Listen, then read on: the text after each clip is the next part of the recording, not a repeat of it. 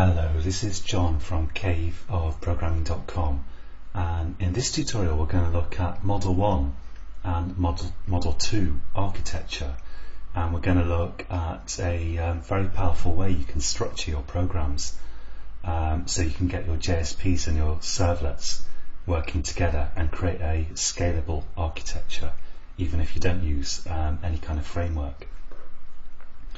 So I'm going to start by creating a new project here. Let's go to File, New, Other, Dynamic Web Project, and let's call this MVC for reasons that I will explain shortly. And this all looks great. Let's click Finish. And I'm going to give this a few JSPs. So let's imagine that to start with, when you come to your site, you want to see a JSP called index.jsp. Let's click Finish there. And now let's imagine you've got some other JSPs that you might want to then go to from the initial page. So let's create, as an example, a login.jsp. And on there I'm just going to put this is the login page. So I'm not actually going to implement it. And I'm going to say new JSP, and let's have a about.jsp, and let's say this is the about page, and let's also have an error.jsp as well. So I'll call this error.jsp and click Finish. And let's say in here well, I'm going to say here the action parameter is missing, just for reasons that we'll see shortly. Now the question is, how do you get these JSPs to talk to each other? When JSPs first came out as a technology, people would write applications that just had links in, of course, HTML links, hypertext links, and Java scriptlets. And so the JSPs would all call each other. You could go to one JSP and that could call up another JSP through a link or through a form for that matter, or even through some Java doing a forward. And so all the pages on your website will potentially have the potential to go directly to some other page. But that meant, and that is a legitimate way to create a website, and you can create a website like that if you want. Just create a load of JSPs and embed Java in them where you need it, and of course use extra classes and import them using the techniques that I already showed you.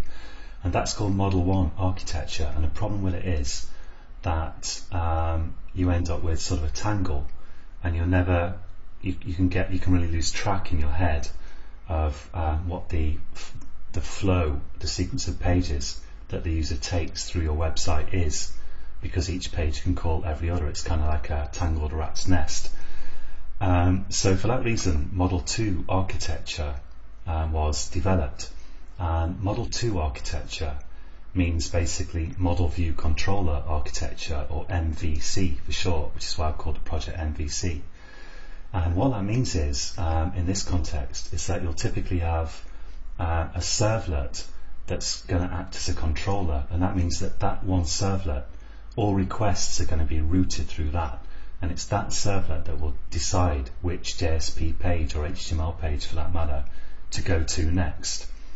So we're going to look at implementing that here. Now I'm going to go here and I'm going to create a new servlet, which is going to be my controller. So this is going to be the servlet that decides what page to go to next. Let's click Servlet there and click Next. And I'll call this controller, and let's put it in a package called controller as well. And so like in Model View Controller architecture, model means your data model, stuff that's directly related to your database and data handling, and view means like the stuff that's directly related to presentation logic, which is kind of the JSPs in this case. And controller is the other stuff. It's the business logic, so-called, and it's the logic that decides what page to go to next. And if there's any other logic that has to be done, any kind of processing, then it's done in your controller. and the controller could be several classes, but I'm going to have one main controller class that takes decisions about what page to serve up next.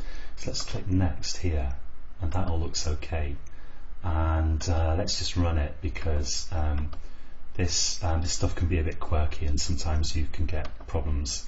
So it's better to get them out of the way to start with before you've written a load of code. So let's update the context root, well, I'm not sure if that matters here, and see if we get a nice blank page. There we go, that looks good. So what I'm going to do now is I'm going to have, in this case, we're going to look at forms later on, where you can click a button and then that will go to another page, or possibly stay on the same page if the validation fails.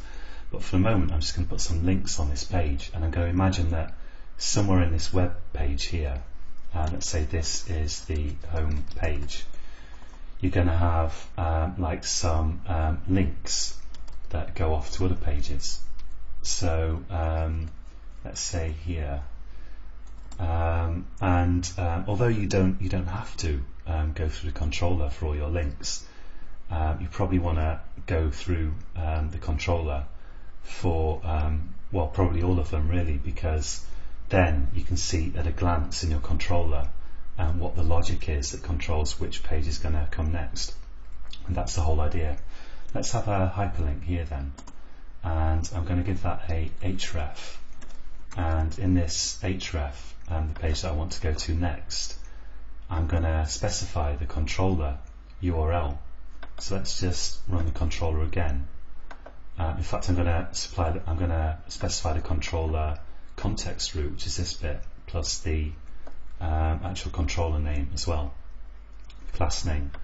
So let's paste that in there, and this means, in case you don't know, when you specify URLs in a website, you don't normally specify the whole URL, because of course the domain will change. You're not going to run your website on your local host, so you normally specify in links just this end bit of the URL starting with a slash, and that gives you a URL relative to the domain name. So let's say here, and now I'm going to supply this with an action parameter. So I'm going to put a question mark, after which I can list some parameters separated by and signs, but I'm going to just have one called action, like this, and it's just an arbitrarily chosen name. It could be anything.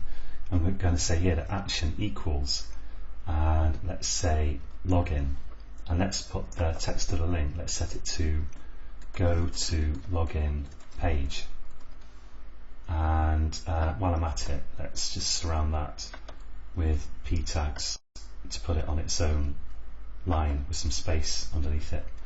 I'm going to have another one of those here. Let's have a same URL again going to the controller servlet, but this time I will say that this the action parameter is about, and that's intended to go to the about page. So if I run this now, it's not going to be functional yet, but there's a couple of links, and if I click on that, either way it's going to go to the controller servlet, which isn't serving up anything yet. So now let's fix that. Let's go to the controller servlet here, and because I'm going to a link there, I'm clicking on a link, that will ultimately invoke the doGet method, because by clicking on a link you're doing a HTTP GET in technical terms. And what I'm going to do here is, firstly I'm going to get the that action parameter, so I'm going to say string action equals request.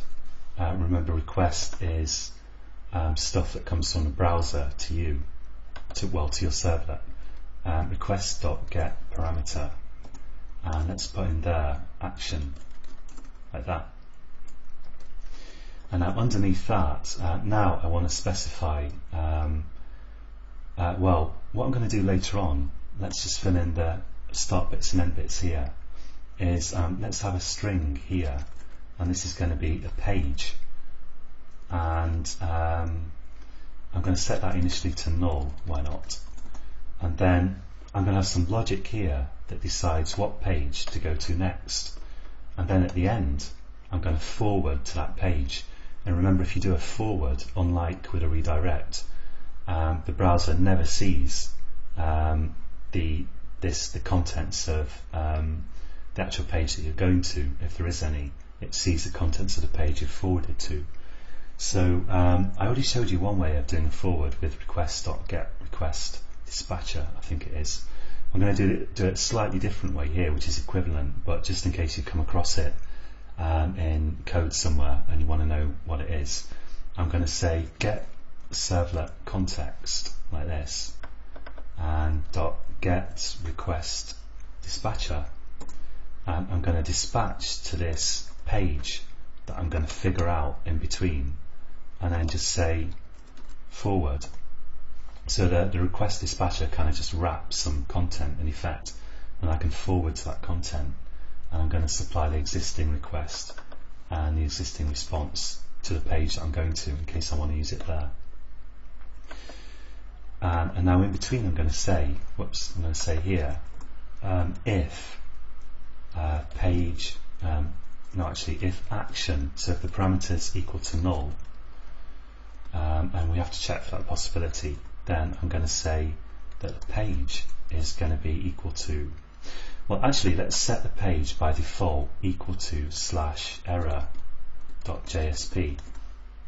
and then I don't have to I do still have to handle the null case. So let's say here equals error.jsp. In fact, yeah, maybe it's clearer if I just leave that like that. So we're going to figure out what the page is going to be, and this is going to be what I forward to here. And now the kind of syntax rules for this this page here is that this thing here that you supply to get request dispatcher, that's got to start with a slash, and the actual rest of the URL is relative to the current context root. So the current context root here is MVC, so it's going to start with a slash, which is going to be like this slash, and then it's going to be like this part of the URL basically. So I'm going to say here, let's just maximize the editor, if the action's null, go to error.jsp, and error.jsp will say the action parameter is missing.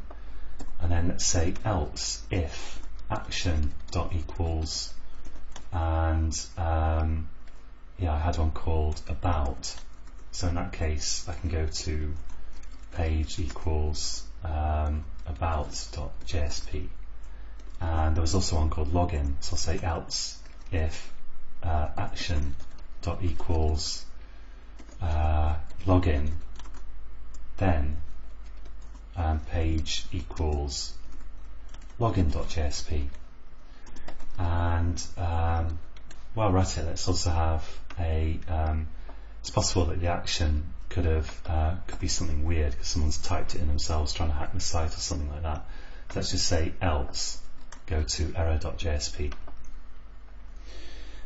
So now this logic, it doesn't necessarily have to be decided here. You could have other auxiliary Java classes that will figure this out, but the most important point is here that you're going to route all your gets and posts, and we're going to look at posts later, through this one servlet, so that you know where to find the logic that decides what page you're going to see next.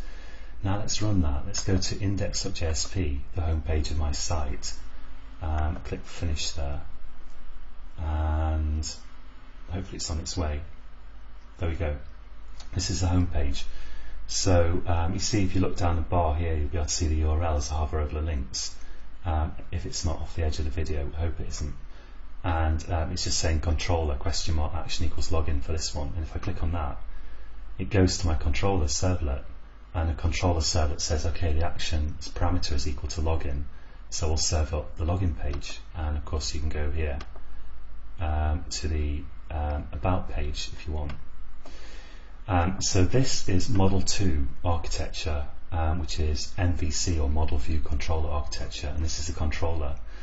And this provides you with a really powerful, scalable mechanism for building your websites, and it's the one that we'll be pretty much sticking to in the rest of this tutorial series. So that's it for this tutorial. Join me again next time, and until then, happy coding.